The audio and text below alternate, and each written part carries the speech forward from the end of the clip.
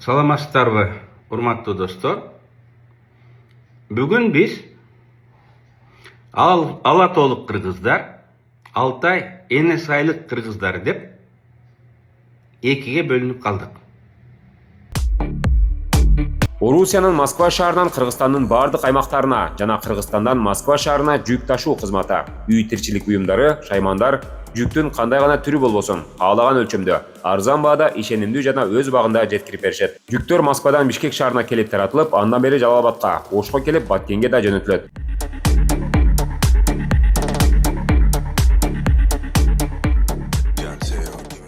Арабызда башка элдер, башка мамлекеттер пайда болушту. Ар дайым эле мындай болгон эмес. Биз тилибиз да бир, дилибиз да бир, анан эң негизгиси жерибиз бир эл болгонбуз. Мен түшүнүктүү болсун үчүн башынан айтсам. Мындан 4000 жыл мурун Алтай Саянга Энисейдеги Миңсу өрөөнүнө батыштан байыркы арийлердин бир кичинекей тобу келет. Байыркы арийлер атты билишкен, арабасы болгон, металлургияны иштетип, курал жарак жасаганды билген. Алардын ушул аскер искусствосу өз убагында ушул жогорку деңгээлде болчу. Ошондуктан алар ал жерде жергиликтүү байыркы Сибир элдери менен чогуу жашап калышат. Көп жыл кылымдар бою жашашат. Кыз алышат, кыз беришет, соода кылышат. Базары бир, мазары бир болуп калат. Акырындап ортодо орток тил пайда боло баштайт. Бирок мен айткан арийлер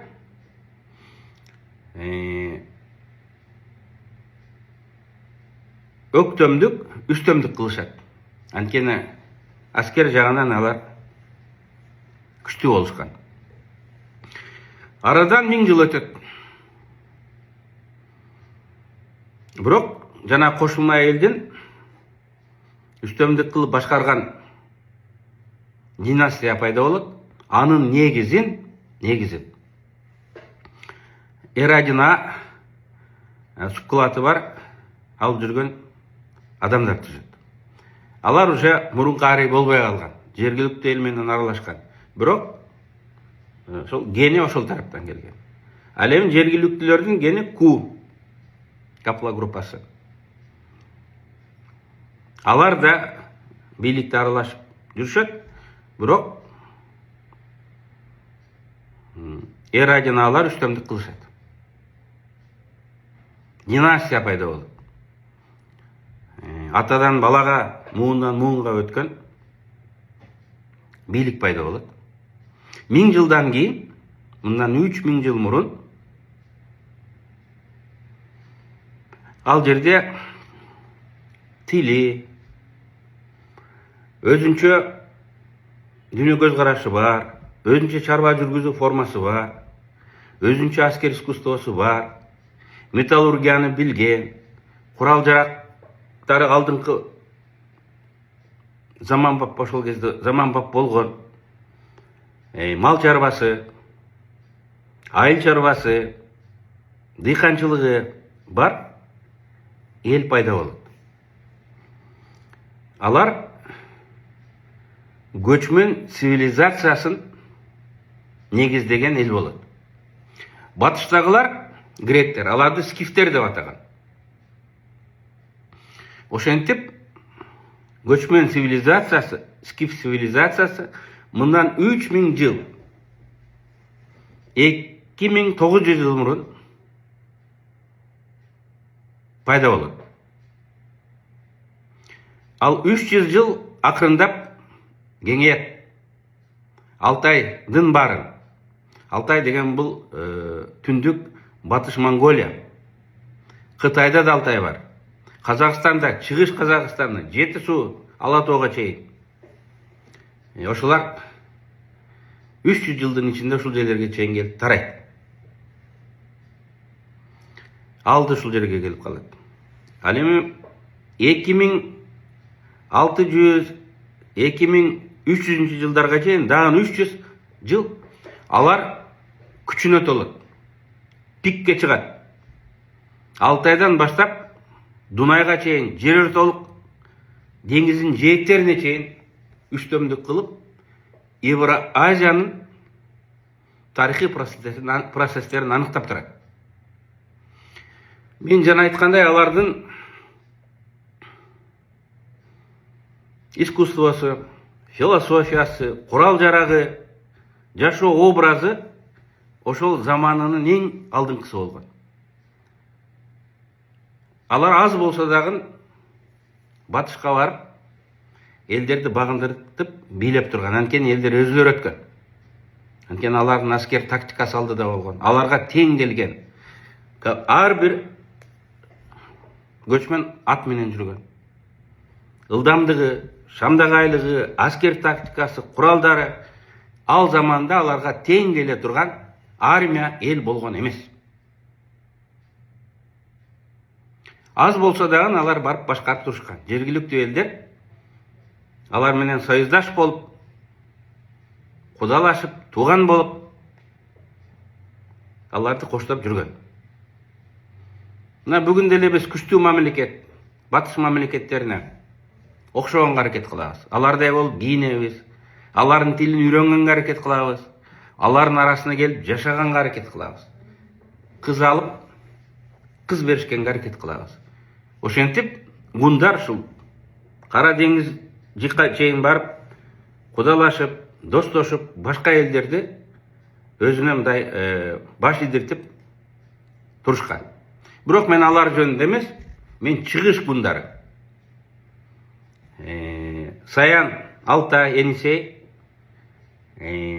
чыгыш Казакстан, түндүк батыш Монголия да жашаган чыгыш скифтери жөнүндө айткым келет. Алар баралына толуп 6-3 кылымда биздин заманга чейин ошон дүйнөнү титиретип турган маалда алар Ала тоонун Кытай тарабына, Казак тарабына, Чүй тараптарына чейин жетип келишет. Туруктуу отурукташып калат. Бул мындан 2500 жыл, 2400 жыл мурун болуп атат. Көп адамдар биз Енисейден 300 жыл мурун, 400 жыл мурун келгенбиз. Бизди мындай көчүрүп депорт кылып алып келген дегендей бир идеяны айтты. Жок. Биз 2400-2500 жыл мурун келип туруктуу отуруп калган калп болгонбуз.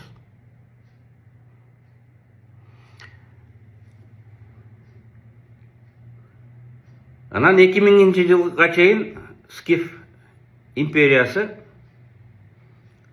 акырындап тарайт. 1000 жыл туруш, 1000 жыл. Биздин ата бабаларыбыз Евразия чөлкөмүн 1000 жыл башкарып турушкан. Анан ал тарап жок болуп кетпейт, ал башка формаларга өтөт, башка саясий аталыштарга ээ болот, башка союздаштарды, башка туугандарды күтөт. Бул гундар заманы. Гундардын дагы жетекчилери, аскер аристократиясы биздин ата бабалар болгон.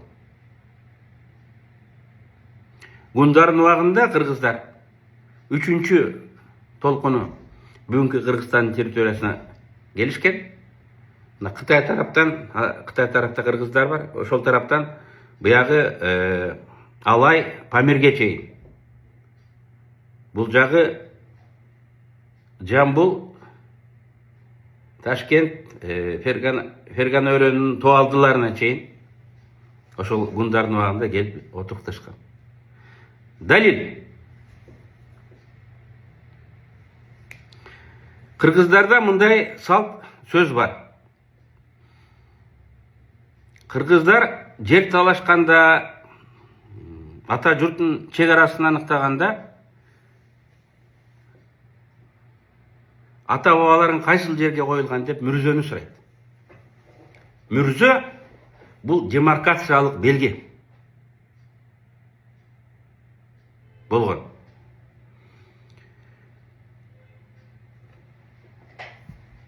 Скифтер күчүнө толуп турган убакта алар өзүнүн падышаларын чоң коргон кылып, дөбө кылып көмүшкөн. Ал падышалардын мүрзөсүнүн бийиктиги 25-30 метрге жеткен. Алды аянты диаметри 300 метрге чейин жетип, 3 футбол таласындай аянтка ээ болгон. 10 этаж үйдөй болгон. Бир нече километр жерден көрүнгөн. Падышаларын алар ошондой кылып көмүшкөн. Ошол пирамиданын бир түрү да. Ошо пирамиданын ичинде бөлмөлөр болгондой эле, ал жерде ар кандай бөлмөлөр болгон, падыша үчүн, башка мындай ритуалдык буюмдар үчүн мындай бөлмөлөрү болгон, бөлмөлөрү болуп көмүшкөн. Анан улам алдан баштап ханзадалар көбөйүп, бири-бирин укпай бөлүнүп, ууру болуп бөлүнө баштаганда, албетте андай мүрзөлөрдүн, дөңдөрдүн эмеси азая баштайт. 5-10 метрге чейин мындай азайган учурлар. 5-10 метр чакан болгон. Бул азыр Казакстандын территориясында, Монголияда, Алтайда мындай дөңдөр, мүрзөлөр көп. Бүгүн бул археология. Экинчи археогенетика. Ошол гендерин алып изилдегенде, сөөктөрдөн ДНКны алып изилдегенде, ошол падышалардын көпчүлүгү бүгүнкү кыргыздардын ата бабасы болуп чыгып атат. Биздин кыргыздардын 60-70%бизге алар тууган болуп чыгып атат. Орта Азияда башка мындай эл жок. Бүгүнкү кыргыздар Ала Тоодагы кыргыздар эле эмес, Алтай Енисейдеги алтайлыктар, алтай кишилер, тубалыктар, хакастар дагы алардын тууганы болуп чыгып атат. Биздин каныбыз, генибиз бир болуп чыгып атат. Ушундай чоң өлкөмдө мен дагы айтам, Енисейдин бою, Саян, Алтай, Монголиянын түндүк батышы, азыр Кытай, Кашкар, ушул жактан баштап Алай Памирге чейин, Алматанын Жети суу деп Алматанын ар жак, бер жактары, Кыргызстандын азыркы территориясы, мындан 2,5 миң жыл мурун отукташып жашаган бир эл болгон экенбиз. Ошол жерден чыккан сөөктөр, гендер биздин ата бабабыз болуп чыгып атат. Эми археологиясын карайлы. Кыргыздар азыр өлүктү эмес, сөөктү деп коет. Сөөктү жерге бергенде мүрзөсү траншея казабыз, анын капталына камера, өзүнчө бөлмө казып, адамды ошол жерге коебуз. Анан мүрзөнүн үстүн үйүп, көтөрүп, анын үстүнө таш каптап коебуз, таш төгүп коебуз. Бул кадимки эле Скифтин падышасынын күмбөзүнүн кичинекей варианты. Скифтер кандай көмсө өзүлөрүнүн падышаларын, уру башчыларын, аттуу башчыларын кандай көмсө, бүгүн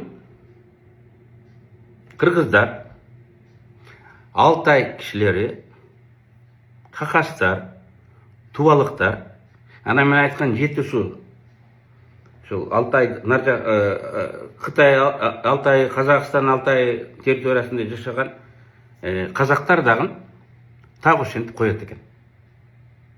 Ошентип, мен жана айткан мүрзө бул демаркациялык белги. Биздин ошол жерде болгондугубузду, биздин ата бабабыздын жер экенин, ата журт экенибизди далилдеген тарыхый белги. Биз эми ал жерлерди бүгүн талашпайбыз. Бирок биз тарых талашабыз. Ошол жерлерде болгонбуз, ошол жерлер аркылуу өткөнбүз, жашаганбыз. Биз цивилизацияны курганбыз. деп айтканга биздин толук укугубуз бар. Эми мен жанагы айткан мүрзө, кыргыздардын көрүстөн мүрзөсү. Борбордук Казакстан, Батыш Казакстанда андай көмүшпөйт экен. Өзбек, тажиктерди андай кылып көмбөйт экен. Мен тиги ирандыктар, арабтарды айтпай эле коеюн. Алар яма кылып казып туруп эле таштап үстүн көмүп коет экен. Жана дөң да кылбайт экен, жалпак боюнча эле калат. Биздин ошентип маркумга өзүнчө камера кылып, бөлмө кылып, анан үстүн кичинекей пирамида кылып көмгөнүбүз бул падышанын уругубуз.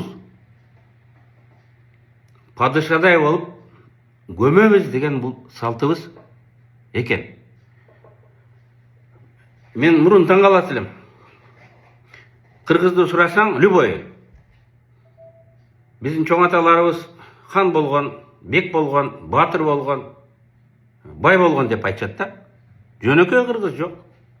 Үйүндө үрүп чыга турган ити жок болсо дагы падышага салам бербеген ушундай кыргыздардын мүнөзү бар. Көрсө, биз ошол падышанын тукумдарыбыз, эл башкарган миңдеген жыл. Евразияны башкарган элдин тукумубуз деген ой бизге кан менен өтүп, ошол тарыхыбызды унутпай эпостор аркылуу, уламыштар аркылуу, укумдан тукумга мындай өтүп келе жатыптыр. Илгери мен жана айткан падыша, скифтердин падышасы өлгөндө 10 этаж үйдөй кылып 3 стадионду аянтка дөбө куруш үчүн миңдеген адамдар керек болгон. Падыша өлдү деп анын кол алдындагылар, анын кудалары, союздаштары, достору, бардык элдерден, бардык уруулардын өкүлдөрү келип, аны сыйлай тургандыгын, ага моюн суна тургандыгын, анын династиясынан баш ийгендигин көргөзүш үчүн ошол дөңдү курганга катышкан. Бул сөзсүз болгон. Бул традиция азыр кыргыздарда бар. Топурак салуу деп коет. Жок дегенде көз көргөзүш үчүн сыйласаң, урматтасаң, сөзсүз маркумду узатканга келишиң керек.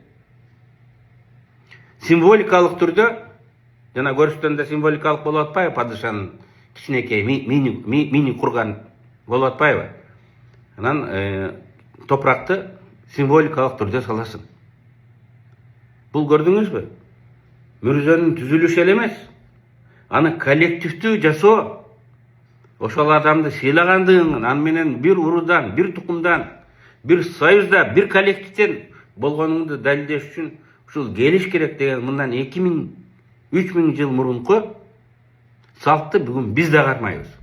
Андай салт коңшуларыбызда, өзбөктөрдө, тажиктерде жок экен.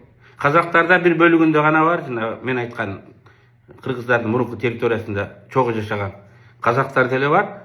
Башка элдерде мындай сөзсүз топурак салыш деген жок экен. Да, европалыктар деле, арабтар деле топурак салып коюшат, бирок биздегидей нормативдик мүнөзгө эмес, сөзсүз жасайсың деген. Ошентип кыргыздар мынакей генетикалык жактан дагы, сакралдык, ритуалдык жактан адаттарыбыз менен дагы, археология менен дагы скифтердин урпактары экенибиз далилденип турат.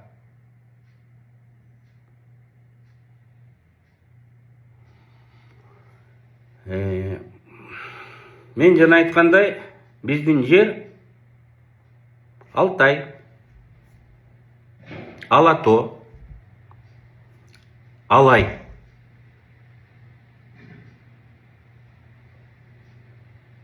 Да чейин созулган.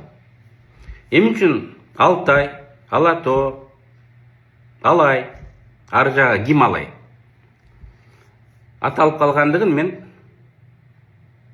кийинки сиздерге айтып берсем, мына ошол тоо кыркасы ошол Гималайдан баштап ошол Саян Алтайга чейинки тоокуркасы үзгүлтүксүз кетет. Муну Евро-Азиянын омурткасы деп коет экен. Ошол дракондун аждаһынын куйругундай болуп, ушундай болуп жатат. Керилип. Мына ошонун баары бирдей аталышка ээ. Андан ары батышты көздөй кеткенде тоокуркалары бар. Иранда Албурс деген тоо бар экен, ал деген сөздөн Албурс. Или Элбурс деп те коюшат экен. Кавказга барсаң Элбрус деген тоо бар. Албурс, Элбрус. Анан ары узанып кетип, тиги Европага келсең Альпы деген тоо бар. Эмне үчүн буларыныкы окшош аталып калды? Алар боюнча мен өзүмдүн кийинки сөзүмдө айтып берсем. Саламатта болуңуздар.